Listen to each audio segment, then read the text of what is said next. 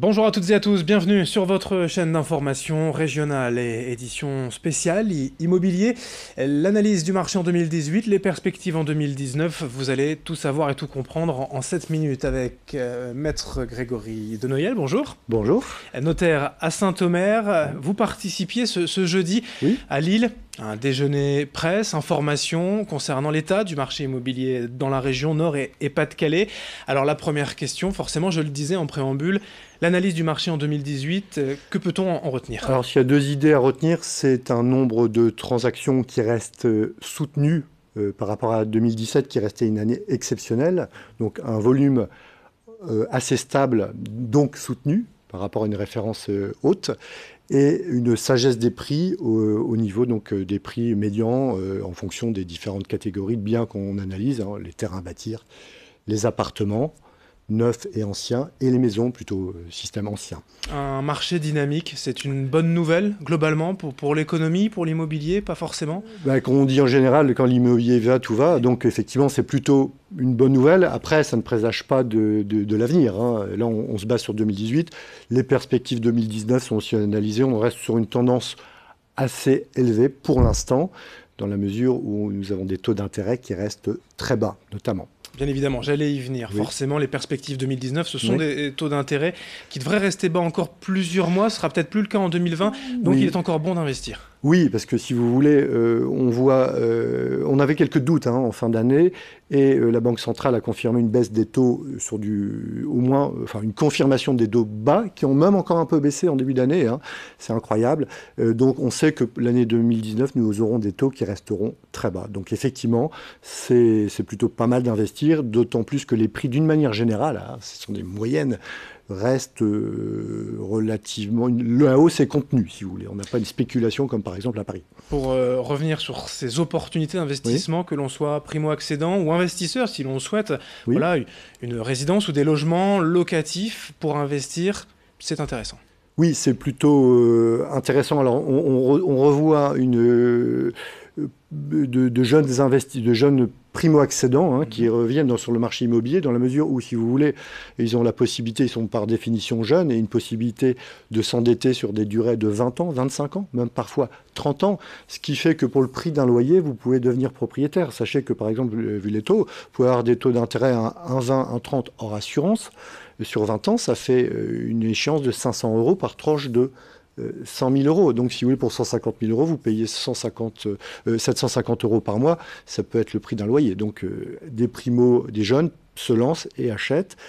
Et par ailleurs, des investisseurs se lancent. Alors, il y a le système du neuf avec des incitations fiscales, le régime Pinel, ou de Normandie qui vient d'arriver également, Ouais, on en reparlera, ouais. ou du système ancien, parce que les gens se disent, bah, écoutez, mon assurance vie ne me rapporte pas grand-chose. L'immobilier, vous savez aussi, les Français ont une pierre adorent ça. Donc, on investit, même s'il y a des contraintes réglementaires également, de plus en plus. En termes de prix, pour être un peu plus précis, Oui. on reste, voilà, vous le disiez, à des niveaux assez sages, c'est ça? Alors, là, il y a une augmentation. Il y a eu une bulle, forcément, dans les années 2000, on n'en est plus du tout là. Oui, on a eu une spéculation qui a été coupée nette en 2008, avec une baisse des prix assez importante.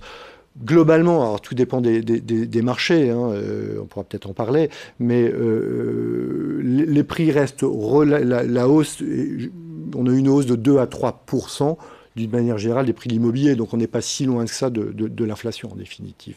Donc ça reste raisonnable. Alors les dispositifs un peu plus anciens, notamment Pinel, vous l'avez dit, Oui. nouveau, ça c'est plus intéressant. Oui. De Normandie, en quoi ça consiste? Alors, si vous voulez, le gouvernement revient un petit peu en arrière par rapport à ce qui avait été fait, c'est-à-dire que le critère, la loi Pinel existe toujours dans certains domaines, mais a été restreinte dans certaines zones, notamment des villes moyennes. Ce qui fait que le marché de l'immobilier neuf dans ces villes va s'arrêter, parce qu'on a toujours un temps de latence de 1 an ou 2 entre un moment où on décide de faire un projet et au moment où on les vend. Et là, il a été décidé de les relancer dans certaines villes de France de taille moyenne, donc une vingtaine de villes du Nord-Pas-de-Calais. L'idée, c'est d'essayer de ramener des gens de la campagne, des périphéries des villes vers les centres-villes qui ont tendance à se déserter, et avec une incitation fiscale, dans la mesure où, si vous voulez, vous pouvez bénéficier d'une réduction d'impôt qui peut aller jusqu'à 21% du prix de l'investissement, si vous avez un package de travaux qui correspond à 25 du coût de l'opération. Je m'explique, vous achetez un appartement ou une petite maison centre-ville à 100 000 euros, vous faites 25 000 euros de travaux. Si vous la louez pendant 9 ans, vous bénéficiez d'une réduction d'impôt de 18%, ce qui peut être assez intéressant, ce qui va redynamiser le marché de ces petites villes qui avaient perdu un avantage fiscal, si vous voulez. Concernant justement les territoires, il y a la locomotive, la métropole lilloise, toujours indéniablement. Alors oui, oui, il y a deux marchés. Alors il y a un marché côtier qui est les villes huppées du Pas-de-Calais, centre-ville, le Touquet, Ardelot dans une moindre mesure, et des micro-stations, les 8 mérovingiens n'aimeront pas, mais des petites villes, 8 et 800. Et bien sûr, la locomotive Lille. Alors à Lille, c'est certains quartiers de Lille, hein, parce que L'Île-et-Lem, l'Île-Five n'est pas le centre-ville de le Vieux-Lille, ou même le quartier de Saint-Maurice-Pelvoisin qui se développe avec des prix plus importantes dans le Vieux-Lille, avec des prix au mètre carré dans l'ancien à plutôt 4 000 euros du mètre carré. Hein. Et d'autres bassins, si on doit parler, voilà, non pas de tout ce qui va être balnéaire, vous voyez, oui. mais de Calais, Dunkerque ou Saint-Omer. C'est une stabilisation des prix, si vous voulez. Les prix n'augmentent pas, ils ne baissent pas. Globalement, c'est peut-être 0 à 1 ou 2% d'augmentation. Donc, si vous voulez, ça reste étal, pratiquement. Eh bien, merci pour ces analyses et perspectives, maître Denoyel, notaire à Saint-Omer. Merci d'avoir été en notre compagnie. C'est un plaisir, merci.